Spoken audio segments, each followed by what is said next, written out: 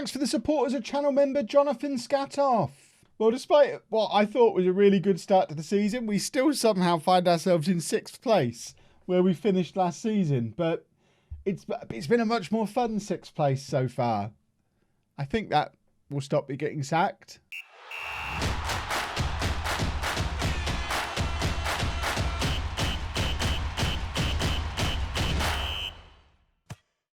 Hello and welcome to Club 4, Part 14 of Non-League to Legend. I'm Kevin. Coming up on today's episode, we are at home against Dundalk. I think that's how you say it. In the Europa League and away against Chelsea in the Premier League. Since you were last with me, we've got all these red circles that have appeared. Everything had been going so well, but then we lost at home to Palace. And then we got knocked out of the EFL Cup by Millwall on penalties.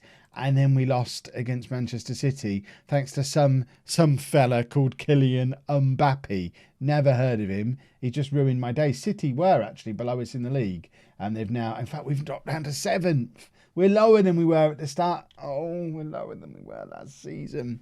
We are still only 2 points outside of the Champions League spots, and I can't imagine Everton are going to be sticking around for long. So the fact that we're still in the hunt means I don't think things are as bad as they were last year. At the moment, the board are still satisfied. Satisfied is good.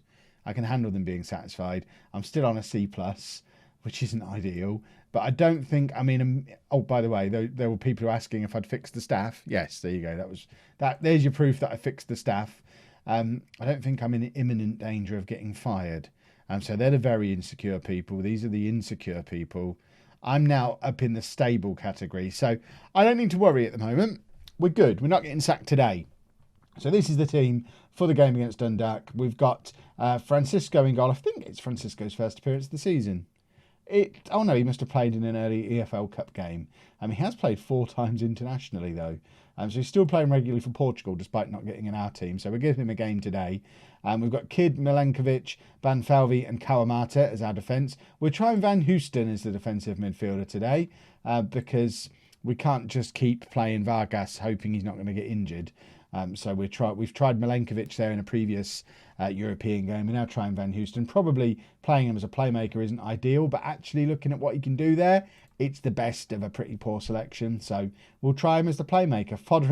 We've got 4 centre-backs on the pitch. Fotheringham and Gravenberch in midfield, and then Ali and Greenwood supporting George up front. George has been the bright point of the season so far, certainly until these last 4 or 5 games. He was in a ridiculous run of form when things were going well for us, and hopefully he'll re-find his ridiculous form and things can start going well for us again. That's one of the reasons why I've got him in the team for today, because we've got Orlando and Greenwood both at the club who would probably love the opportunity to play against a team like this, maybe get some goals, get a little bit of confidence in them, put some pressure on George. But I want George to get back to scoring goals again.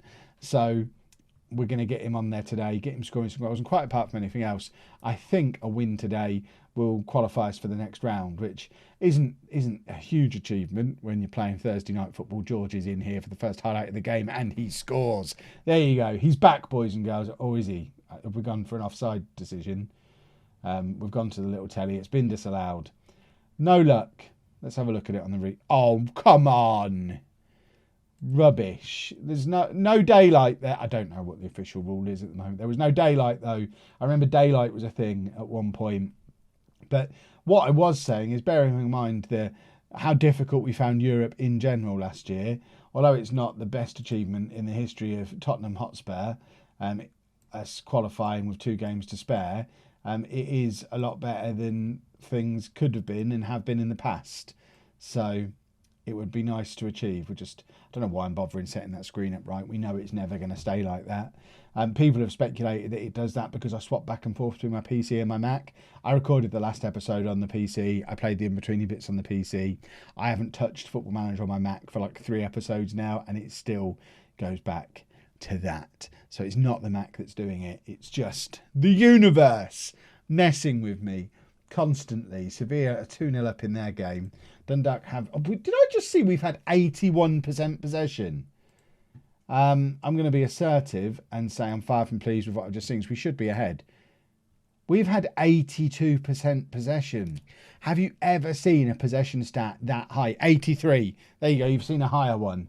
Can I interest anyone in an 84?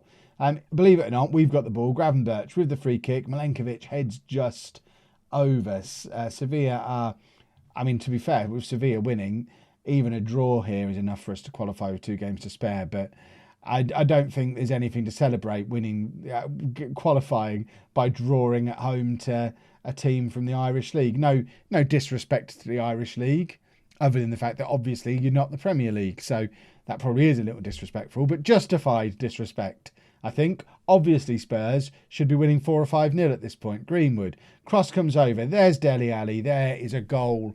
Finally, a 6th for the season for Dele Alli. Told you he's one of the best strikers at the club, and he's showing it. He's thriving in a world where Morgan Gibbs-White is injured. But bearing in mind we don't play with an attacking midfielder anymore, Ali's played a few games out on the wing like he is today. He's played a few games up front.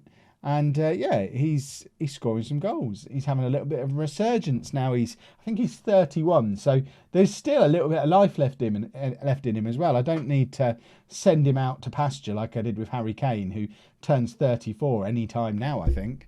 I'm not sure exactly when his birthday is, but I know his 34th birthday was taking place during this season, which is why I thought I'm being offered more money than his age to sell him. We should probably sell him, which is why we did. That and the fact it allowed us to go out and get George, who obviously, I think it's obvious to anybody watching, George has been a big improvement. Certainly a more prolific finisher and a more constant threat than Harry Kane was. And I imagine I'll be eating my words at the end of the season when he doesn't score as many goals as Kane did last year. Kawamata with his first goal, possibly for the club. Absolutely stupendous, according to the commentary at the bottom. And there you go, confirmation that was his first ever goal for the club. Apparently this assist from Kidd is going to be shown again and again. I would say it's just a pretty standard crossfield pass, and it's the finish that we should dwell on because it was a lovely finish. We're now down to 81% possession, presumably because they've had to kick off a couple of times, which has handed them a little bit of possession. We're going to bring Jadon Sancho on for George. We're going to stick Ali up front. No, we're not. No, we're not. We're going to stick Greenwood up front because I've just noticed he's there. Sancho can go out to the right-hand side. We are going to leave Greenwood on.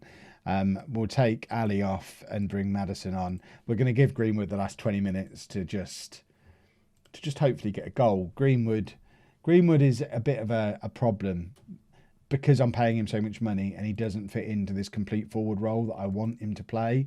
He wants to be an advanced forward. I don't want him to be one. So because I'm in charge, he's going to have to do it my way, or I was going to say leave, but he's obviously not going to leave because he's now been at 2 major English clubs and effectively failed at them both, and he's earning so much money that nobody is going to pay a 2 times failure who's now in his mid-20s the kind of money we're paying him to move him on. So we've got him for the next 3.5 years regardless, but I don't mind him sitting on my bench for 3.5 years.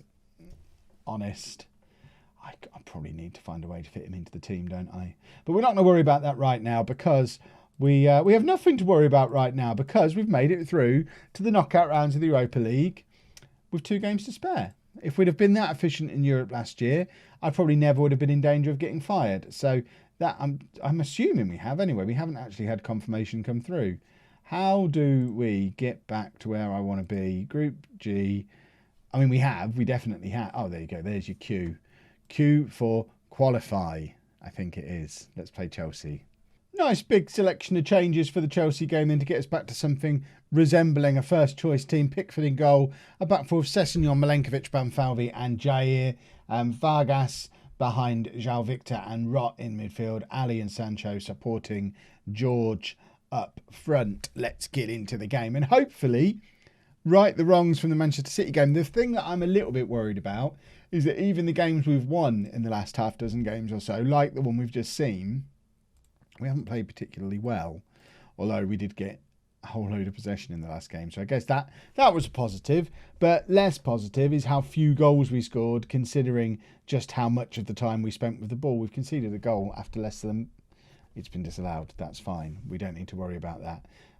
We kick things off again through Pickford, and Milenkovic and Banvalvi are just knocking the ball back and forth between each other. They find Rott, who in turn finds Sancho, tries to flick on to the overlapping run, but Jair wasn't really on the same wavelength as him there. They are on the same wavelength there, though, and that was a lovely little breakaway move, but George not quite able to get on the end of the resultant through ball, and Chelsea look to take advantage of picking up possession. Chelsea looking very lively here already, which is a little bit of a problem for us. They're not just knocking the ball around on the edge of our area. Rott wins the ball back, but not for long, and they're just waiting to pick their spot, and it does feel like a goal is very much coming. And look at the space we've left him in, and luckily they've just hit the post twice. It's only gone down as once. It definitely looked like twice to me, but Chelsea have started this very, very brightly, and that doesn't bode well for us. But it is a Spurs highlight now, hopefully, as long as we don't give the ball away. Rott finds Vargas. Vargas finds Sessegnon in lots of space. Sessegnon, can he work his magic? He can! I don't know how that's gone in, because that looked like that was straight at Donnarumma, who looks like he's wearing his shirt backwards. We'll check that out in the replay. It looks like he's got a number 11 on his chest. There's definitely a number 1 on his back. When we saw him from the other side, it looked very much like his shirt was on backwards, which might explain a lot. Sessegnon, though, I don't know how he's not saved that. I'm not going to complain, but Ryan Sessegnon, first goal of the season, puts us 1-0 up, and inexplicably that still leaves us down in 7th place. Huddersfield are the team directly below us. What has this world become where Huddersfield are challenging for a place in Europe? That's ridiculous. There's clearly a lot of teams, though, challenging. Well, there's 7 of us. There are 7 teams trying to get 4 Champions League spots this year. There's going to be 3 sackings, I suspect, at the end of this season. And there is George with the second goal, trying to make sure that one of the sackings isn't little old me. Reminder, Chelsea, 3rd in the Premier League at the moment. They're one of the teams that we are chasing. And we're now 2-0 up just before half-time at their place. It's a lovely free kick from Sancho, who, by the way, has been like a new player this season. We're getting the Jadon Sancho. To be fair, it's the Jadon Sancho we got at the first half of last season. So we do need to keep an eye on him, that his head doesn't drop as the season goes on. But here he is again with another free kick. It's beautifully floated over, but Donnarumma this time for Chelsea does just pluck it out of the air. It looks like he's got his shirt on the right way round now. So it looks like he's actually trying in this second half, which probably means we're not going to score any more goals. So we need to focus in a little bit on making sure we don't concede any, because Chelsea do still look very dangerous going forward. Sessegnon trying to head clear, doesn't get very far. That felt offside. We are going to the little telly. I think Chelsea having their second goal of the game disallowed, which I'm not going to complain about. Was it actually offside? Saunders, by the way, has just got into my England team. He's well offside. Saunders is a good right back who has been playing for the last couple of games for England, ahead of Alexander-Arnold, Wan-Bissaka, Reece James, who I guess he's ahead of for Chelsea as well. I believe he's a new gen, because he's got a new, unless he's got a very new gen like face, he could be a real player. But I'm not going to click on him, because I've learned recently, I think it was in the Bourne series, I've learned what happens when you click on players' faces. So I'm not making that mistake. Well, just trust me that he's a new gen, because you've not heard of him. So just be satisfied that he's a new gen. You don't need proof. What do you think this is? This is a dictatorship. I don't have to prove anything. Just like I didn't have to prove James Maddison wasn't good. He's on the pitch now. So James Maddison, I always knew he was good. João Victor's going to be the final change of the game. We're going to bring Fotheringham on for him. That is not Fotheringham. That is Kidd. Fotheringham on for him. And then we're going to sort of swap those two over. Fotheringham can really play anywhere across the midfield and defence, as long as it's in the middle. So 2 positions. He can do 2 positions. It feels like he should be the perfect defensive midfielder, but apparently he can't do it. So I suppose I should be training him to do that. But let's not lose sight of the fact that was just a very, very impressive, relatively comfortable 2-0 away win against Chelsea, which is the sort of result we never would have secured last season. And I'm very happy about it. And hopefully we are slowly but surely starting to turn into, like I said in an episode or two back, we're starting to turn into a very good side, I think. I'm tentatively hopeful that we might have a bit of a future here at Spurs. So we will come back somewhere around here, because I know I definitely want to come back at the end of the January transfer window, but that's a long way away. So we'll call in again for another episode tomorrow, somewhere between here and there, around that kind of area. And then we get stuck into some transfers. I don't think we've got any money. Not really got any money, so it's probably not going to be much in the way of transfers. Although we do still have the 2 players we want to leave. So we need to keep an eye on them as we approach January. If you've enjoyed that, please make sure you leave a nice big thumbs up on there for me. Subscribe to the channel for daily Football Manager videos. And thank you very much for watching.